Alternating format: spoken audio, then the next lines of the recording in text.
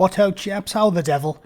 Listen, first off the bat, I have to say this is going to turn into a bit of a rant because RP did a much better video than me. I'll leave it to other people to do, stats, reasonable mathematical equations. I like to do angry politics. And let me tell you, before I get started, go and check out his video, yeah? If you want to see the real numbers that prove the recent approach by the government is complete, utter dog shit from start to finish, let RP walk you through it, because he does a much better job of this than me. Let me tell you, right? So today, I was getting wound up, reading the usual fucking drivel. Story from my local newspaper about how, the hospitals fear a third wave, yeah, and then a fourth, and then a fifth, and then, well, we're up past higher than Diane fucking Abacus can count already, aren't we? But where's it going to end? It's absolutely ridiculous. Like, this has been going on for, 10 months now? People have had enough. I can't believe they think they can just perpetually lock people down and everyone's going to go along with it. The longer it goes on, the more people will stick a thumb firmly up their dirt box and ignore all of the rules and regulations because they've had enough. They need to know when they're beaten.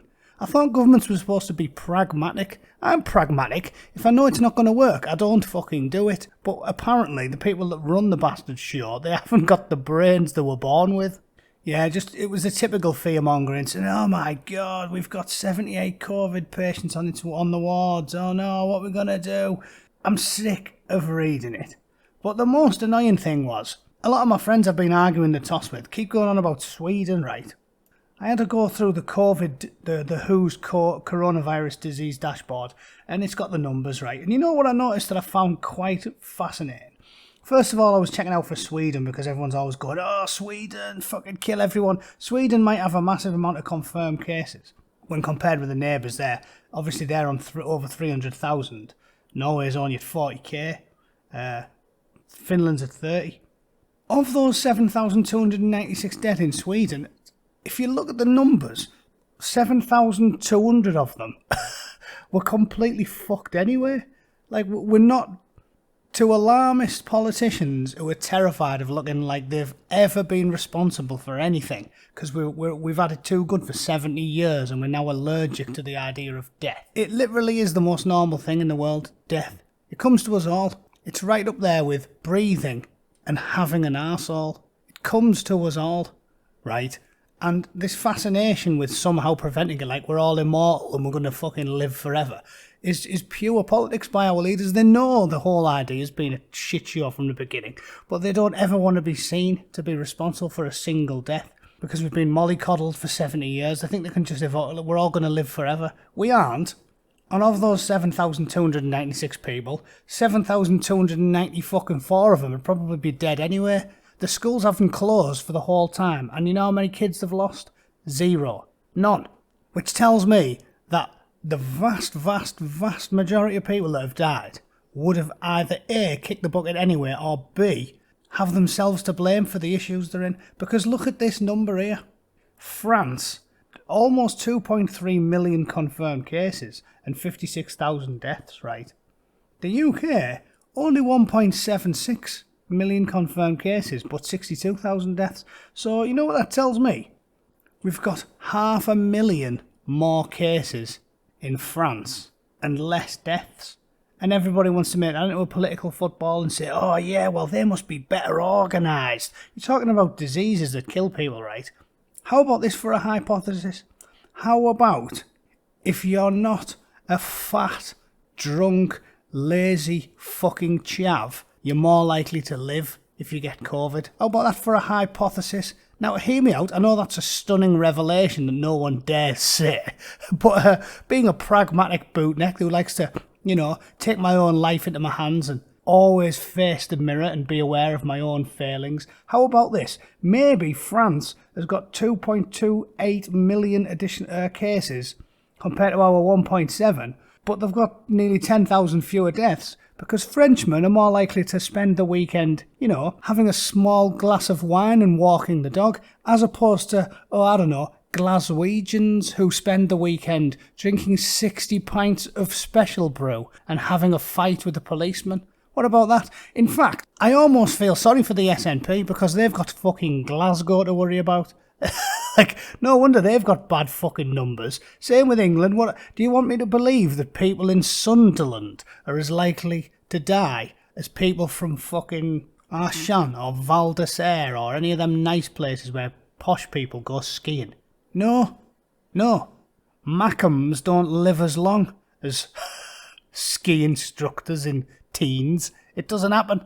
In general, right? In general, if there's no pandemic, they don't live as long. So maybe, just maybe, instead of talking about lockdowns and blaming Boris, blame the government, blame the NHS, how about you have a look at yourself in the mirror, and if you're a big, fat, lazy bastard, maybe think, if I get the coronavirus, it might be more likely I'll kick the bucket, because I live on a diet of fucking Ben and Jerry's and Buckfast.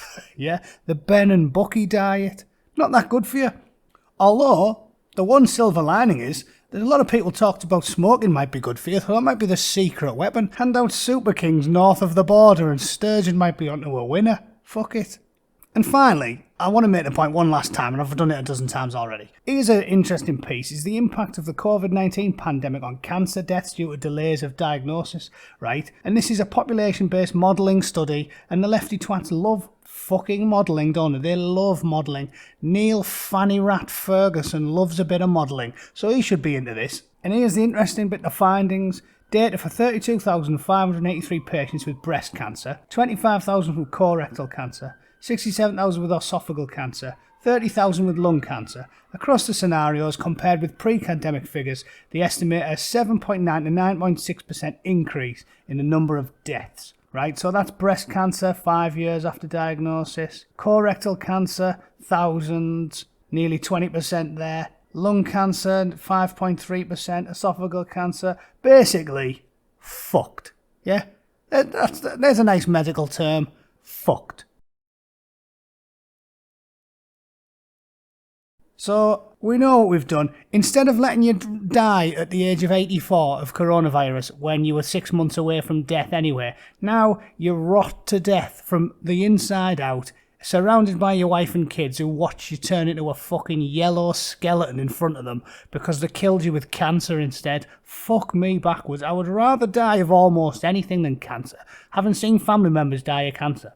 That's a shit way to go. Kill me with coronavirus, fucking please. So, yes, terrible idea from the fucking get-go. Lockdown's a killer, it's ruined the economy. Depression, suicide, addiction, desperation, cancer, stroke, brain tumours, fucking you name it, we've done it. Well done, lads. Well done. Lockdown fucking skeptics, give yourselves a pat on the back. The numbers have proved us right, as I always said they would. Oh yeah, and there's the numbers if you don't believe me. UK, definitely in the top 5. One of the fattest countries in Europe. Maybe if we got on the fucking treadmill, we might have done slightly better in the coronavirus pandemic.